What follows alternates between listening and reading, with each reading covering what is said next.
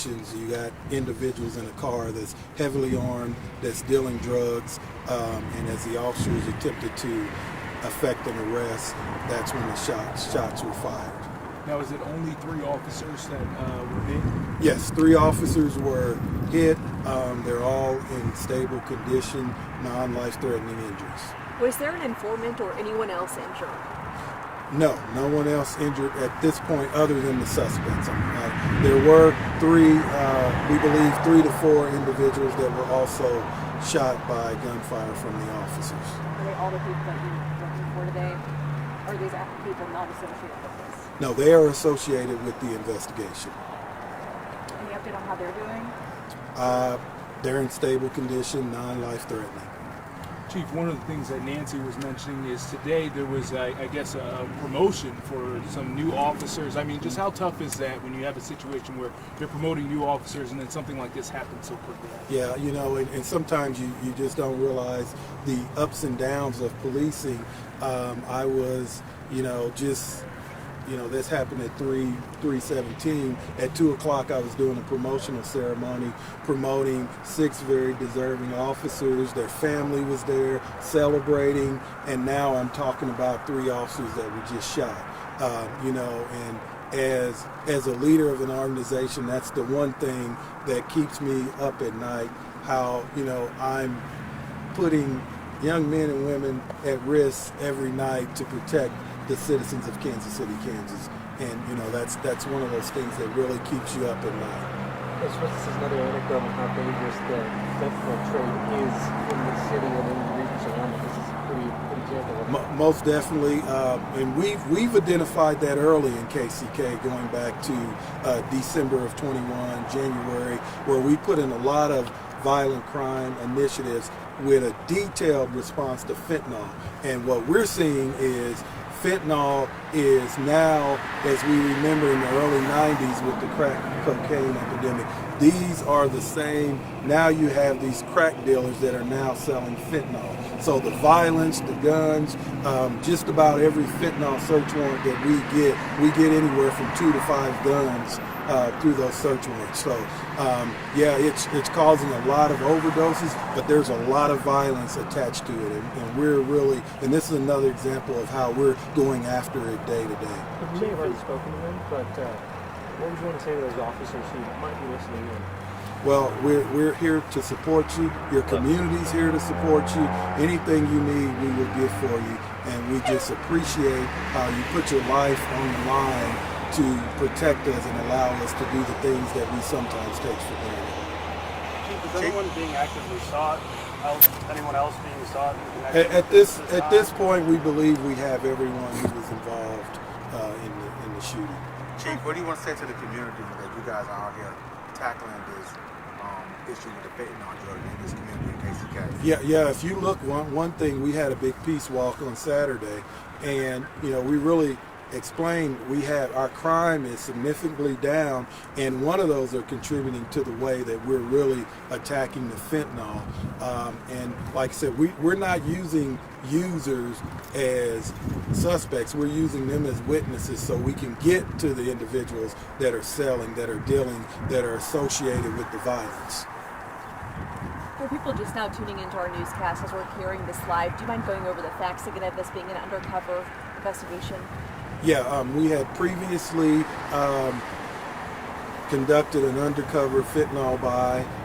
We responded today to try to buy additional fentanyl pills, at which time the deal didn't go through. So at that point, we were going to execute an arrest. During the execution of the arrest, individuals in the car got into a gun battle with the police officers.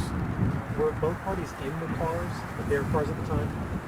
Yes, we believe all individuals, the suspects were all in their cars at the same time as our SOU, our tactical officers, responded to place the individuals under arrest. Gotcha. So a marked car came in, and yes, a marked car as well as one of our undercover vehicles. Gotcha. Yes. Were the officers who were shot working in the undercover capacity? No, they were working in our tactical unit and tactical unit.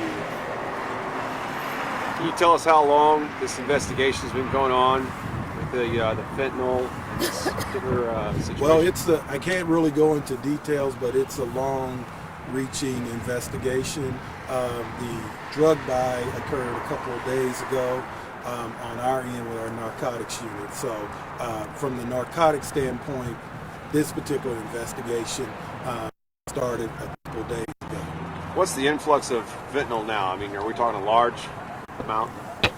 Yeah, it's large amounts. I mean, we were set there today. We bought a large amount a couple days ago, and we were there to buy another large amount. So, like I said, there is violence, extreme violence, associated with these individuals that are selling this stuff. With the amount that was purchased last time, and maybe the amount that you're purchasing this time, how long would that supply last this city? I mean, how impactful is that? Well, when you talk about that one pill can kill if it's not mixed correctly, and when you talk about buying several thousand pills, that's several thousand lives that you can potentially save from overdosing. Chief, so are we saying that the targets of this investigation are higher level suppliers of fentanyl thought to be? Well, we don't know. That's something that the investigation, but I can tell you that who we target is the dealers. So, and we try to go even further up, but I know in this particular case, we were targeting the dealers. The investigation hadn't reached the level to the suppliers. Chief, what would your message be to these folks that are trying to bring fentanyl into the community? What would you want to say to them about how you guys are serving and the work that you're doing? Yeah, we're working with the community to first of all stop the flow of illegal fentanyl, and the second part is really aggressively going after those who are dealing it to reduce the violence in KCK. What's being done for the officers and their families? I know you were saying basically anything can be done for them, but how are they at right now? Yeah, the first thing is we want to make sure they get the best medical care, and then we make sure that we support the family, making sure the family that we go pick up the family and take them to their loved ones, and then from there we see what the needs are from the family as well as the officers. And KCMO will be handling the shooting portion of the investigation. We will be handling the ag assault investigation on the police officer. So they will be talking momentarily to tell you basically about that part of the investigation. Any other updates expected throughout the night? Yeah, if there's something that changes, we will update you. But right now, that's all the information we have.